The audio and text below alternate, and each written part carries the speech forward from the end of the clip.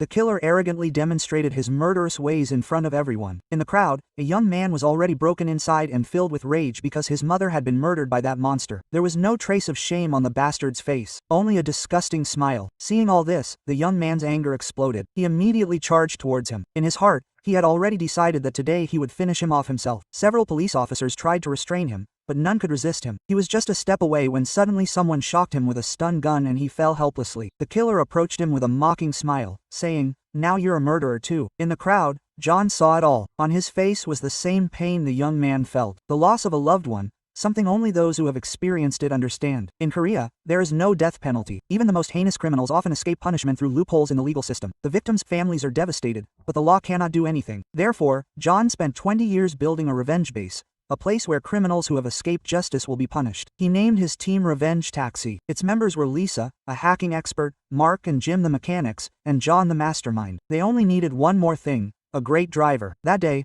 John saw the young man and was impressed by his driving skills. That night, he took the young man's file. It turned out he was a retired Special Forces soldier, just like the person he was waiting for. After learning everything, John immediately approached him and gave him a taxi driver card. He offered the young man to join Revenge Taxi to punish the monsters who were above the law. The young man was filled with anger because he could not avenge his mother, so he immediately agreed. His first target was a rapist who should have received a life sentence, but managed to get away with pretending to be mentally ill. People stood with posters against him, but it didn't change anything. In anger, Masa threw garbage at him, and that was when his true colors were revealed. In public, he pretended to be innocent, but once he got into the taxi, his true colors immediately came out. But this time he could no longer act arrogant because he was sitting in the young man's model taxi. At the intersection, the young man executed a perfect drift and turned onto a side street. Meanwhile, Jim blocked the reporters by parking his car, pretending to have stalled. The criminal thought the reporters had left him behind and was delighted, but he soon realized the car was going in the wrong direction. He started screaming, asking where he was being taken. When he got no answer, he unbuckled his belt and tried to strangle the young man. In one blow, the young man rendered him helpless. Frightened, the criminal kicked the seat. The young man took a stun gun and shot it into the criminal's body. Once inside the tunnel, they encountered another taxi. The young man pressed the booster, accelerated, then drifted and stopped beside the other taxi. He handed John the foot monitor and the criminal's belongings. Then he entered the tunnel's service area. Mark sprang into action, removed the car's sticker, removed the taxi's headlights, and with the push of a button,